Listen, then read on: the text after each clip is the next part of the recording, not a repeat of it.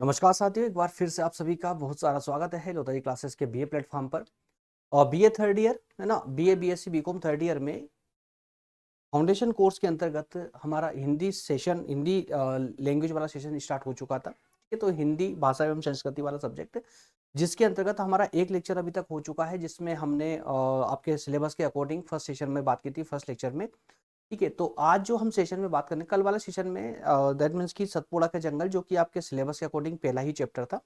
और आज हम बात करने जा रहे हैं आपके सिलेबस के अकॉर्डिंग सेकंड चैप्टर की, जिसमें हम बात करेंगे वापसी कहानी की, जो उषा प्रियबंदा कवियत्री के द्वारा लिखी गई है। ठीक है, तो इस पूरी कविता का सारांश हम पहले अच्छे समझेंगे, और उषा प्रियबंदा जो हमारी लेखिका है, इनका जीवन परिचय बात करेंगे।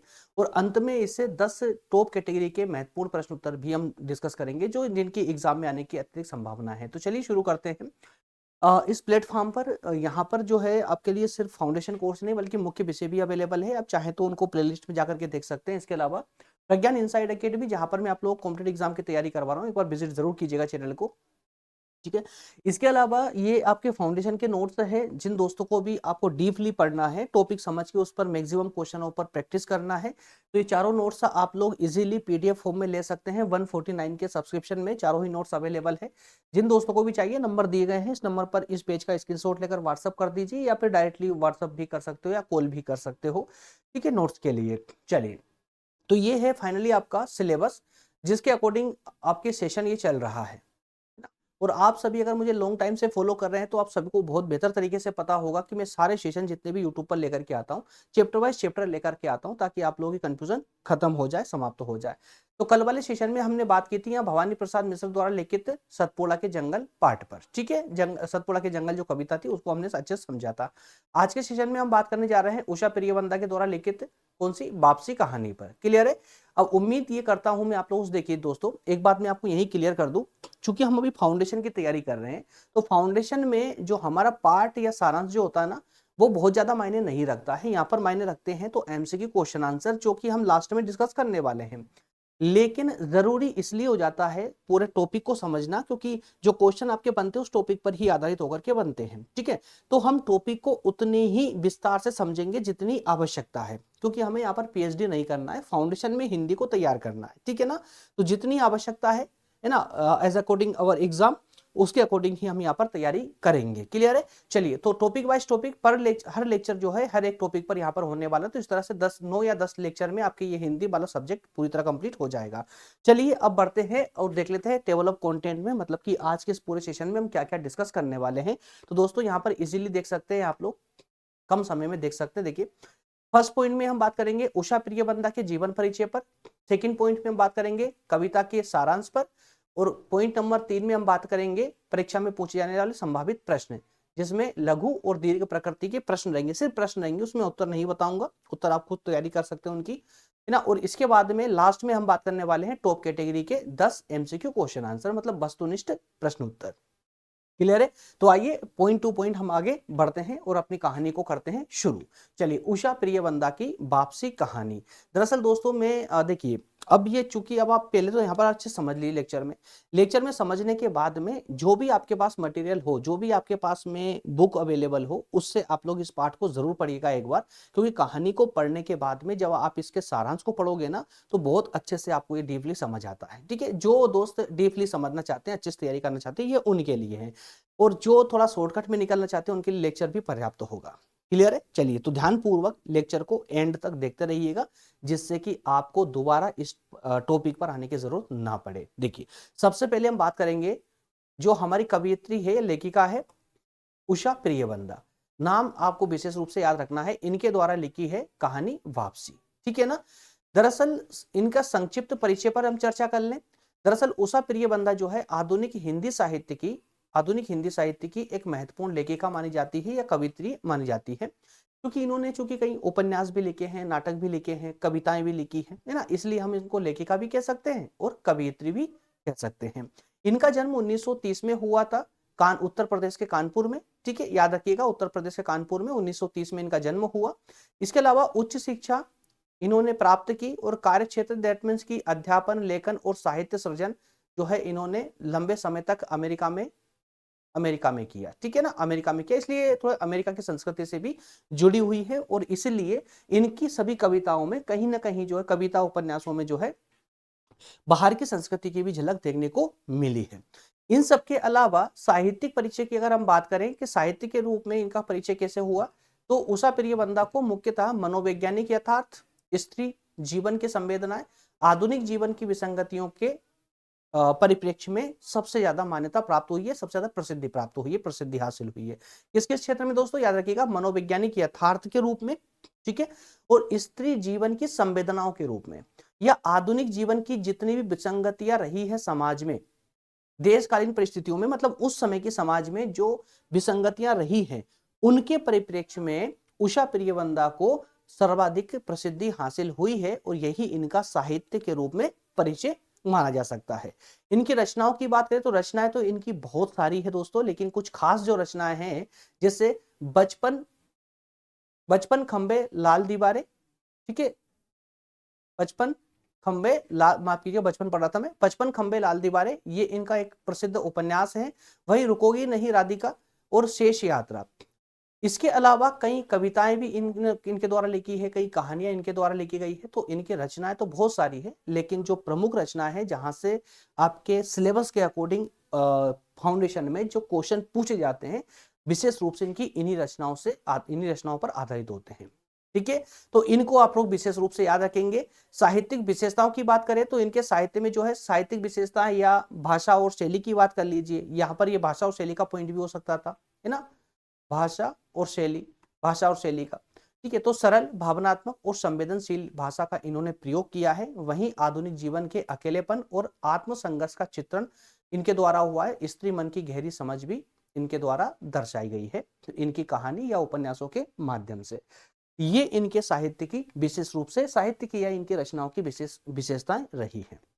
चलिए, अब इसी प्रकार से संक्षेप में ही हम इनकी कहानी जो वापसी है उसके सारांश की भी जरा चर्चा कर लें, ताकि हमारी कहानी आगे बढ़े और अब हम अंतिम रूप से अपने वस्तुनिष्ठ प्रश्नोत्तरों की ओर पहुंचे।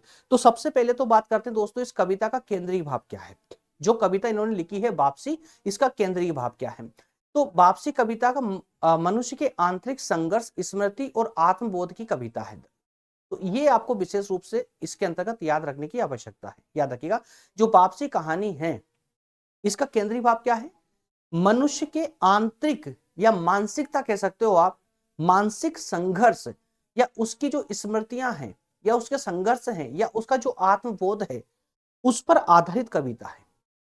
मतलब पूरी कविता के केंद्र में क्या है, तो मनुष्य के मानसिक संघर्ष समाया हुआ है या उसकी स्मृतियां समाई हुई है। यह कविता भौतिक लौटने से अधिक मानसिक और भावनात्मक वापसी को व्यक्त करती है। तो कुल मिलाकर के भौतिकता से ऊपर उठ करके इनकी कविता में मानसिकता को और भावनात्मक प्रवृत्तियों को अत्यधिक स्थान दिया गया है। इसलिए इनकी जो कविता है वापसी, ये कविता को शब्दों में जितना महत्व नहीं है, उससे ज्यादा उसकी भावनात्मक गहराइयों में अत्यधिक महत्व मिलेगा। तो भावनात्मक गहराई, अब चूंकि मैंने अभी स्टार्टिंग में आपसे क्या बोला था कि एक बार ये वापसी कहानी को अपनी किताब से जरूर पढ़िएगा। जब वापसी कहानी को आप पढ़ेंगे ना, तो आप जो है मंत्रमुग्ध हो जाएंगे एक प्रकार से, जब ये कहानी को पूरी तरह से अच्छे से पढ़ेंगे तो। और उस कहानी को पढ़ने के बाद में जो मैं सारांश आपको बता रहा हूं, ये सारांश, ये मान लीजिए कि कहानी पढ़ने के बाद में अगर आपने सारांश वाले सेशन देख लिया ना, तो कहानी के एक एक शब्द आपको पूरी तरह से रटा जाएंगे और अलग से लाइफ में दोबारा जीवन में कभी कुछ पढ़ने की जरूरत नहीं पड़ेगी। और इस पार्ट से संबंधित कितने भी क्वेश्चन आ जाए एग्जाम में, आप आसानी से लगा करके आएंगे। फिलहाल अभी हम एक सारांश की जरा चर्चा कर ले। सारांश क्या होता है दोस्तों, पूरी कहानी, उस पूरी कहानी का एक निचोड़ होता है, उसका मूल भाव क्या होता है, उस मूल भाव पर हम सारांश के अंतर्गत चर्चा करते हैं। अब मैं अभी फिलहाल तो ये मान करके चल रहा हूं कि आप लोगों ने कहानी पढ़ ली है, मैक्सिमम स्टूडेंट्स ने पढ़ रखी है। दरअसल इस कहानी के जो मुख्य पात्र हैं वो है गजाधर बाबू, ठीक है। गजाधर बाबू जो है रेलवे डिपार्टमेंट में कहीं दूर अपने शहर से दूर जाकर के जॉब करते हैं। तो घर में जो है उनके बीवी बच्चे होते, पूरा मतलब पूरा परिवार होता है, और वो अपने घर से दूर जाकर के रेलवे डिपार्टमेंट में काम करते हैं, रेलवे स्टेशन पर काम करते हैं। लेकिन जब उनके रिटायरमेंट के बाद में काफी लंबे समय के बाद जब वापस घर लौटते हैं, तो उन्हें वो वाला माहौल नहीं मिल पाता है, वो वाला अपनापन नहीं मिल पाता है कि जो अपनापन उनकी नौकरी के दौरान उनको मिला करता था, या जब उन्होंने घर छोड़ा था उस समय जो अपनापन था, है ना, जो भावनात्मक प्रवृत्तियां उनके साथ जुड़ी हुई थी वो उनके साथ में रिटायरमेंट के बाद उन्हें वह अपनापन नहीं मिल पाता, और इसी कारण से सब कुछ, या दैट मीन्स कि पूरा परिवार होने के बाद भी वो अकेले पड़ जाते हैं। और इसी बात पर पूरी कहानी आधारित है, ये है ना। तो अब इस पूरी कहानी का जो है सारांश क्या होगा, इसका मूल भाव क्या होगा, इस पर आपको विशेष फोकस करना है। क्यों करना है? क्योंकि एग्जाम में क्वेश्चन मूल भाव पर ही आधारित होते हैं, याद रखिएगा। तो वापसी कविता में गजाधर बाबू एक ऐसे व्यक्ति के रूप में प्रस्तुत किए गए हैं जो जीवन की व्यस्तताओं और परिस्थितियों के कारण अपने मूल स्थान और पुराने संबंधों से दूर चला गया था। ठीक है, तो अब यहां पर जो हमारे मुख्य पात्र हैं, कौन है? गजाधर बाबू। ये अपनी बुरी परिस्थितियों के कारण क्या हुआ था, अपनी परिस्थितियों के कारण क्या हुआ कि ये अपने मूल स्थान मतलब अपने घर से जो है काफी दूर चले गए थे जॉब करने के लिए, नौकरी करने के लिए। लेकिन लंबे समय के बाद जब वो वापस लौटता है, कौन? गजाधर बाबू जब वापस लौटते हैं रिटायरमेंट लेकर के, तो यही वापसी केवल भौतिक नहीं बल्कि भावनात्मक और मानसिक भी उनके लिए बड़ी कठोर बन जाती है, भावनात्मक वापसी बन जाती है। गजाधर बाबू जब अपने पुराने परिवेश में लौटते हैं तो उन्हें एहसास होता है कि समय ने सब कुछ बदल दिया है, मतलब पहले जैसा कुछ भी नहीं रहा। जब वापस लौटते हैं नौकरी के बाद में, रिटायरमेंट के बाद में, तो जिन लोगों और संबंधों से वे जुड़े हुए थे वे अब पहले जैसे नहीं रहे। उनका घर, मोहल्ला या परिचित जो चेहरे थे, सब कुछ बदला बदला सा लगता है। उनसे उनके मन में अकेलेपन और पीड़ा का भाव उत्पन्न होने लगा है। सबके होते हुए, पूरे परिवार के होते हुए भी वो अपने आप में अकेला महसूस करने लगे थे, क्योंकि जब तक एक प्रकार से इस जो कहानी है, इस कहानी में गजाधर बाबू जो हमारे मुख्य पात्र हैं, ये परिवार के लिए एक पैसा बनाने की मशीन के रूप में दर्शाई गई है।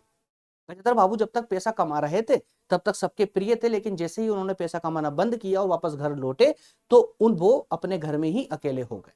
तो कविता में गजाधर बाबू के माध्यम से यह दिखाया गया है कि जब कोई व्यक्ति अपने अतीत की ओर लौटता है तो उसे केवल सुखद स्मृतियां ही मिलती है, मतलब अच्छी कुछ यादें ही उसके पास होती है, बल्कि टूटे हुए रिश्ते, छूटे हुए समय का दर्द भी उसको सहन करना पड़ता है। गजाधर बाबू का यह अनुभव करते हैं कि जिस स्थान को वे अपना समझते थे वहां अब वे स्वयं अजनबी की तरह, उनके साथ अजनबियों की तरह बर्ताव किया जा रहा था, या अपने आप में वो अजनबी महसूस कर रहे थे। इस प्रकार वापसी कविता गजतर बाबू के चरित्र के माध्यम से आधुनिक मनुष्य की उस स्थिति को व्यक्त करती है जहां वह जीवन की दौड़ में बहुत कुछ पा लेने के बाद भी आंतरिक शांति और अपनापन खो देता है। कविता यह संदेश देती है कि सच्ची वापसी केवल स्थान पर नहीं बल्कि संवेदनाओं और संबंधों में होती है जो समय के साथ कमजोर हो जाती है। तो कुल मिलाकर के जो पूरी कहानी का जो निचोड़ लिया गया है वो यही है कि आधुनिक समय में, ये पूरी कहानी दोस्तों प्राचीन समय की नहीं बल्कि आधुनिक समय की है। आधुनिक समय में मनुष्य के साथ में जो बर्ताव होता है या उसके साथ में जिस कारण से रिश्ते जुड़े हुए होते हैं वो रिश्तों को भली भांति यहां दर्शाया गया इस कहानी के माध्यम से, उषा प्रियबंदा लेखिका के माध्यम से। और स्पष्ट किया गया है कि जब तक मनुष्य पैसा कमाता है तो उसके रिश्ते कुछ और होते हैं, और जब कमाना बंद कर देता है तो उसके रिश्ते बदल जाते हैं, रिश्ते अलग हो जाते हैं। चलिए आगे हम बात करते हैं इसी कहानी से संबंधित। अब चूंकि यहाँ पर 3 लघु और 3 दीर्घ प्रकृति के प्रश्नों पर हम ये यहाँ पर देने वाला हूं आप लोगों को, और ये क्यों देने वाला हूं क्योंकि कुछ यूनिवर्सिटियों ने अभी बदलाव किया है, कुछ यूनिवर्सिटियों, सभी ने नहीं। और आप लोग भी कंफर्म कर लीजिएगा अपने अपने कॉलेज में या यूनिवर्सिटी में, क्योंकि अब जो है कुछ यूनिवर्सिटियों ने ये बदलाव किया कि अभी तक वो एमसीक्यू के रूप में आपसे क्वेश्चन आंसर पूछ रहे थे फाउंडेशन में, लेकिन कुछ यूनिवर्सिटियां बदलाव करने के बाद में अब सब्जेक्टिव रूप में आपसे क्वेश्चन पूछेंगे। जी हाँ, है ना, सब्जेक्टिव। ठीक है, तो ये अगर सब्जेक्टिव प्रश्न आपकी यूनिवर्सिटी पूछती है आपसे तो इस पार्ट के ये 3 प्रश्न है आपके लघु प्रकृति के और 3 प्रश्न है दीर्घ प्रकृति के। पीडीएफ डाउनलोड करके डिस्क्रिप्शन से अच्छे से इनको पढ़ लीजिए या नोट डाउन करके रख लीजिएगा, या इस पेज का स्क्रीनशॉट लेकर के अपने मोबाइल में रख लीजिएगा ताकि एक नोट्स बन जाए आईएमपी क्वेश्चनों की। क्लियर है? चलिए अब आगे बढ़ते हैं अपने अंतिम टॉपिक की ओर। अंतिम टॉपिक है अपना 10 महत्वपूर्ण वस्तुनिष्ठ प्रश्न उत्तर वापसी कहानी से संबंधित। ठीक है, जो वापसी कहानी पर आधारित है, उषा प्रियबंदा के द्वारा लिखित। चलिए पहला ही प्रश्न है कि वापसी कविता की कवयित्री कौन है। ये सारे प्रश्न बेसिक जरूर है दोस्तों। क्यों अब बेसिक क्यों लग रहा है? क्योंकि अब जैसे ये प्रश्न है वापसी कविता की कवयित्री कौन है, भाई उषा प्रियबंदा है, ये आप पिछले कई लॉन्ग टाइम से आप सुनते आ रहे हैं, क्योंकि अब लेक्चर ले रहे हैं आप लोग। लेकिन ये प्रश्न कठिन कब बन जाता है, जब आप एग्जाम में बैठते हो, क्योंकि वहां पर आपको नहीं पता होता है कि आप कौन सी कविता पढ़ रहे हो, है ना। तो वहां पर कोई लिंक अटैच नहीं होती है आप लोगों से। अभी लिंक अटैच है पूरी कि आप वापसी कविता पढ़ रहे हो, उषा प्रियवंदा का नाम आप 20 से 25 बार सुन चुके हो, तो आप लोगों को जो है रटा सा गया है। लेकिन एग्जाम में ये सब याद नहीं रहता है। और यहाँ पर आप अगर देखेंगे तो सब यहाँ पर जो है लेखिकाओं के नाम ही आपको दिए गए हैं, महादेवी वर्मा, उषा प्रियवंदा, है ना, सुभद्रा कुमारी चौहान। तो यहाँ पर आपको चूज करने में एग्जाम में कठिनाई आती, इसलिए मैं डिटेल में पढ़ने की आपसे बार बार बोलता रहता हूं। तो देखिए सामान्य सा प्रश्न है, ऑप्शन बी उषा प्रियवंदा, ठीक है, वापसी कविता की कवियत्री है ना। यहाँ पर तो आपका ऑप्शन बी करेक्ट हो जाएगा। अगला प्रश्न क्या है, कविता वापसी का मुख्य पात्र कौन है? मुख्य पात्र कौन है? गजाधर बाबू। क्लियर है? तो हमारी जो कहानी है वापसी, इसके मुख्य पात्र कौन थे? गजाधर बाबू। ऑप्शन सी यहाँ पर सही हो जाएगा। अगला प्रश्न क्या, ये सारे एग्जाम के दृष्टिकोण से बहुत महत्वपूर्ण है, एक भी प्रश्न को इग्नोर मत करना, है ना। गजाधर बाबू की वापसी मुख्यतः किस रूप में दिखाई गई है?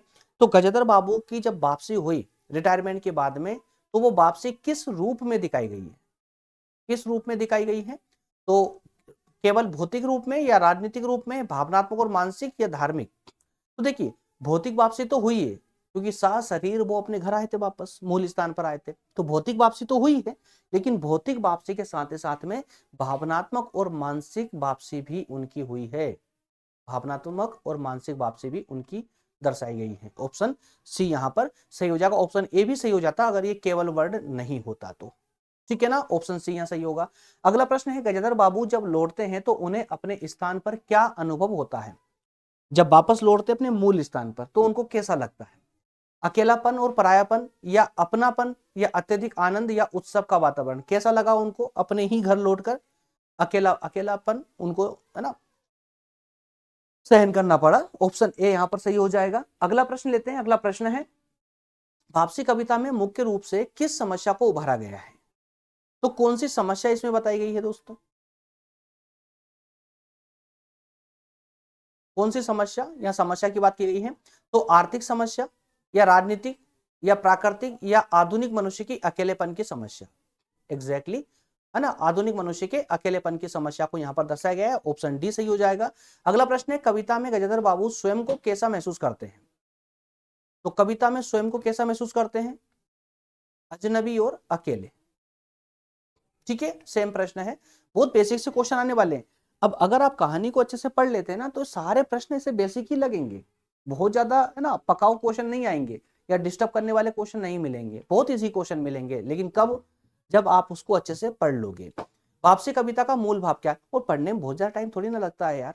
बहुत सारे स्टूडेंट बोलते हैं सर इतना टाइम नहीं है हमारे पास में। हाँ जानता हूँ, आप लोग मैक्सिमम स्टूडेंट तो वही है ना जो बीए इसीलिए कर रहे हैं क्योंकि आपको पढ़ने के लिए ज्यादा टाइम ही नहीं है ना। वो ठीक है, नहीं है टाइम, कोई बात नहीं है, जितना बता रहा हूं उतना भी कर लोगे ना तो आप आपके मकसद में कामयाब हो जाओगे। लेकिन जिन दोस्तों को डिटेल में पढ़ना है, अच्छे से पढ़ना है, और आप चाहते हैं कि हमारा पढ़ा हुआ आगे हमारे हमेशा काम आए, तो उसके लिए जरूरी है, बहुत समय नहीं लगता है, थोड़ा बहुत टाइम और जोड़ देंगे आप लोग तो आप पूरा डिटेल में पढ़ लेंगे। और डिटेल में पढ़ा हुआ लाइफ में कभी भूलते नहीं है, और हमारे जो रियल लाइफ होती है ना उसमें भी ये सब कुछ कंटेंट याद रहता है और हमारे यूज में भी आता है। चलिए, वापसी कविता का मूल भाव क्या है? तो मूल भाव हमने सारांश में समझा था। देशभक्ति है, आत्मबोध, या स्मृतियों की पीड़ा? क्या है मूल भाव? आत्मबोध या स्मृतियों की पीड़ा, ठीक है, ऑप्शन बी यहां पर सही हो जाएगा। अगला प्रश्न है, गजाधर बाबू के माध्यम से कवियत्री क्या संदेश देती है? तो ये संदेश देती है कि भौतिक प्रगति से संबंध कमजोर हो जाते हैं ना, भौतिक प्रगति से संबंध कमजोर हो जाते हैं। तो ये सही है, संबंध कमजोर हो जाते हैं। देखिए यार, कहीं पर अगर आप प्रोग्रेस करोगे ना कहीं तो आपका लॉस होगा, मतलब कुछ नया करने के लिए कुछ पुराना छोड़ना पड़ता है ना। अब संस्कृति, हालांकि संस्कृति छूट नहीं सकती, लेकिन संस्कृतियों पर जो प्रहार था उस प्रहार को ही यहाँ पर हमारी लेखिका ने व्यक्त करने का प्रयास किया है, ठीक है। तो गजाधर बाबू के माध्यम से जो हमारी लेखिका है, कवियत्री है, ये वापसी कहानी के माध्यम से संदेश देती है कि जैसे जैसे भौतिक प्रगति होती है वैसे वैसे पारिवारिक संबंध कमजोर पड़ते चले जाते हैं। चलिए ऑप्शन सी यहां पर सही हो जाएगा। अगला प्रश्न लेते हैं। अगला प्रश्न है वापसी कविता किस प्रकार की चेतना को व्यक्त करती है? तो भाई ये जो है आधुनिक चेतना को व्यक्त करती है, आधुनिक चेतना को। ऑप्शन यहां पर ए सही हो जाएगा। आखिरी प्रश्न है गजेंद्र बाबू की वापसी का सबसे बड़ा परिणाम क्या था? सबसे बड़ा परिणाम क्या था? नया घर मिलना, सम्मान प्राप्ति, आत्मिक शून्यता का अनुभव। एग्जैक्टली है ना, आत्मिक शून्यता का मतलब अकेलेपन का अनुभव। ठीक है ना, सबसे बड़ा परिणाम था उनका ये। ऑप्शन सी यहां पर सही हो जाएगा। तो इस तरह से आपके 10 क्वेश्चन पहले हम सबसे पहले हमने उषा प्रियबंदा कवयित्री का जो है जीवन परिचय देखा। उसके बाद में वापसी कहानी का सारांश पढ़ा। उसके बाद पॉइंट नंबर 3 के रूप में हमने जो है तीन लघु और 3 दीर्घ उत्तरीय प्रश्नों को देखा हमने। और लास्ट में हमने 10 महत्वपूर्ण वापसी कहानी पर आधारित प्रश्नोत्तरों को देखा है, जो वस्तुनिष्ठ प्रश्नोत्तर है, जो एग्जाम में जिनके आने की संभावनाएं अत्यधिक है। तो इस तरह से आज तक जो है आपके 2 पार्ट कंप्लीट हो चुके हैं। फर्स्ट भवानी प्रसाद मिश्र का सतपुड़ा के जंगल, और सेकंड में उषा प्रियबंदा का वापसी कहानी। कल वाले सेशन में ऑब्वियसली आप पढ़ेंगे स्वामी विवेकानंद जी के द्वारा रचित शिकागो व्याख्यान। ठीक है, शिकागो व्याख्यान। तो शिकागो व्याख्यान के बारे में ही वो भी हम संक्षिप्त में इनका सारांश समझेंगे, और उसके बाद में स्वामी विवेकानंद के बारे में कुछ महत्वपूर्ण तथ्यों को जानेंगे, और लास्ट में वही 10 महत्वपूर्ण वस्तुनिष्ठ प्रश्नोत्तरों पर भी चर्चा करेंगे। इस प्रकार से आपका कल के सेशन के साथ ही फर्स्ट यूनिट कंप्लीट हो जाएगी। मैं बहुत संक्षिप्त रूप में पढ़ा रहा हूँ दोस्तों, ना बहुत लेंदी नहीं खींच रहा हूँ। ठीक है, आप देख पाए ना कि अब 9 या 10 लेक्चर में आपके पूरी हिंदी का जो पूरा सब्जेक्ट है ना, ये पूरा कंप्लीट करवा दूंगा मैं आप लोगों को। क्लियर है? चलिए बढ़ते हैं आगे, और लास्ट में देख लेते हैं जरा जो नोट्स के बारे में स्टार्टिंग में आप लोगों को बताया था, एक बार और बता दो, क्योंकि बहुत सारे दोस्तों ने बीच में क्लास को ज्वाइन किया है। इसलिए हिंदी, इंग्लिश, व्यक्तित्व विकास और डिजिटल जागरूकता, चारों ही फाउंडेशन के चारों ही सब्जेक्ट की नोट्स, जो कि डीपली जिन दोस्तों को पढ़ना है, जिनको अच्छे से पढ़ना है, जिनके पास अच्छी सामग्री नहीं है पढ़ने के लिए, मैं आपको स्पष्ट रूप से बता दूं, जिनको पढ़ने में रुचि है ना, वही इन किताबों को ले। पीडीएफ के रूप में मिलेगी। रुचि मतलब क्या हुआ कि इसमें पहले पार्ट को अच्छे से दिया गया है, उसके बाद में उसका सारांश है ना अच्छे से दिया गया है। कुल मिलाकर के पहले आप अच्छे से पूरे पार्ट को समझोगे, फिर उस पार्ट से संबंधित वस्तुनिष्ठ प्रश्नोत्तरों पर प्रैक्टिस करोगे। ठीक है, तो यहाँ पढ़ने में कंजूसी नहीं करते हो ना, तो आप इन नोट्स को परचेस कर सकते हैं। 149 के सब्सक्रिप्शन में आपको ये चारों ही नोट्स पीडीएफ के रूप में अवेलेबल हो जाएगी। नंबर दिए गए, इस नंबर पर व्हाट्सअप कर दीजिएगा। इस पूरे पेज का स्क्रीनशॉट लेकर के अभी लेकर के आप सेंड कर सकते हैं डायरेक्टली इस नंबर पर। ठीक है, नंबर दिए गए हैं इस नंबर पर 94251 वाले पर, तो आपको व्हाट्सएप टीम के द्वारा रिप्लाई कर दिया जाएगा। मिलेंगे अगले सेशन में। सेशन अगर आपको अच्छा लगा, आपके लिए हेल्पफुल रहा हो, तो सेशन को लाइक जरूर कर दें, और चैनल पर अगर नए हैं, पहली बार आए हैं, तो सब्सक्राइब कर ले और बेल आइकन भी प्रेस कर ले, ताकि सभी इंपॉर्टेंट सेशन आप तक पहुंचते रहे, अब तक मिलते रहे। मिलेंगे अगले सेशन में। बहुत बहुत धन्यवाद। Thank you so much. जय हिंद।